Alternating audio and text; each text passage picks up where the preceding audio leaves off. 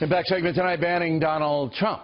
Early next week, Parliament will actually debate a measure that would bar Mr. Trump from entering Great Britain, where he has a number of hotels and golf courses. This in part because he said if elected president, he would stop Muslims from entering the USA until a system of security could be developed. The UK controversy began when a petition was handed to Parliament containing almost 600,000 signatures to ban Mr. Trump. Joining us now from London, Fox News senior foreign affairs correspondent Greg Alcott, and on the phone from Aberdeen, Scotland, Suzanne Kelly, who began the petition. Now, you're a journalist, right? You write for a paper up there in Scotland? Absolutely. I write for an online newspaper called the Aberdeen Voice. Okay. I am a volunteer, unpaid journalist. Yes, and correct. You're unpaid, but a volunteer journalist. All right. So you don't like Trump. You know, there's an environmental stuff surrounding some of his golf courses. He said stuff about Mexicans you didn't like, and then you said stuff about Muslims you didn't like. All right. I just want to get everybody knowing where your point of view is. But what, Ms. Kelly, what about freedom of speech? I mean, isn't he entitled to his opinion? Everyone's entitled to an opinion, but free speech is not the same thing as hate speech. In the UK, we have a Public Order Act, and if somebody is deliberately trying to stir up racial hatred or create racial tensions, it's actually an offense here.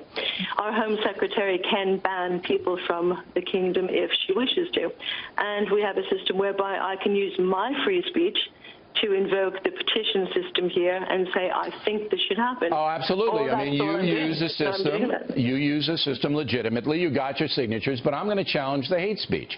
If you look at Trump's comments on Mexicans and Muslims, and I disagree with those comments, by the way, and I've told him. I'm sure you do. And I've told him to his face that I don't believe that's good policy. It's not good policy.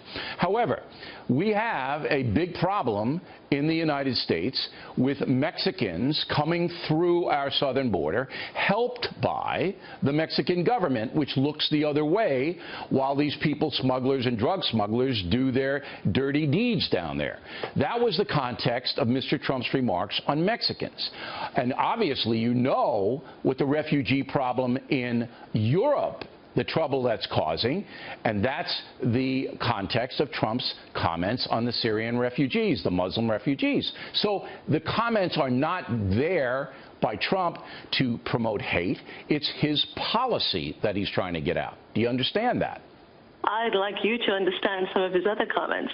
He said that the relatives of anybody involved in terrorism should be taken out. I assume he's not talking about dinner and a show.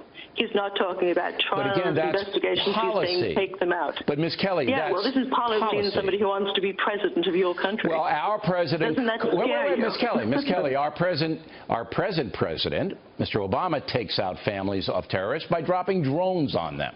I'm sure you're aware of that.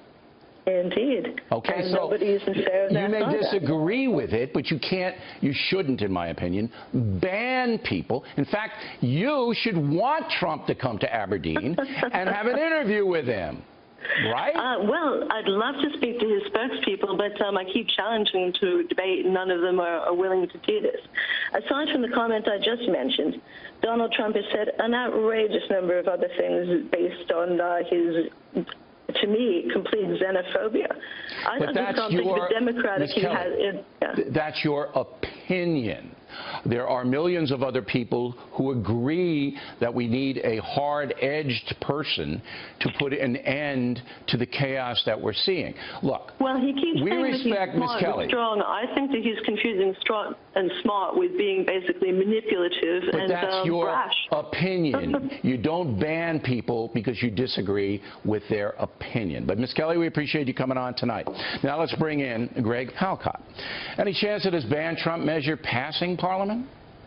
I don't think so, Bill. I've been speaking to my political contacts throughout London tonight, and they say that even though people are upset here about what Donald Trump has had to say, that he will not get banned by this committee of Parliament that will be meeting. Now, there is a precedent for this happening, however, and it's what probably has Donald Trump's office a little bit concerned. If Americans are found violating hate speech or provocative provocative speech, whatever. They have been blocked in the past. The fighter, Mike Tyson, was blocked. The radio host, Mike Savage, as well as Terry Jones, the preacher. The question is what he has been saying classified as hate speech? And again, my contacts say it won't be classified as hate speech. I hope not. But because they have this system. You know, if that ever happened, because look, I know Trump as well as anybody knows Trump. And as I said to Ms. Kelly, I disagree with some of his policy pronouncements. You don't alienate the Muslim world if you want the Muslim world to help you fight ISIS. I don't think that's good policy. In the Mexican thing, he didn't explain it well. He was talking about the Mexican government's corruption and collusion with people smugglers. He should have made that quite clear. But even so, these are his opinions. And if Great Britain is going to say, we don't want certain opinions, and what the hell is going on with all of these radical imams in Great Britain? I mean, they're all over the place stoking up hate. Are they deporting those people, Greg?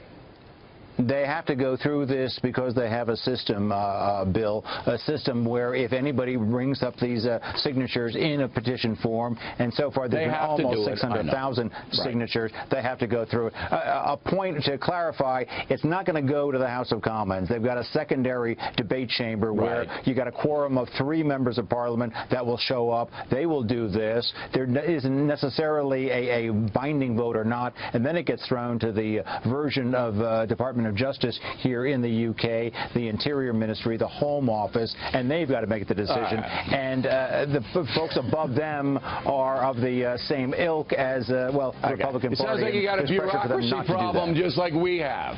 But I'm going to predict now that Trump's not going to be banned. He'll be able to play his little golf up in Scotland if he wants to. That's what I'm hearing too, Bill. Thank you.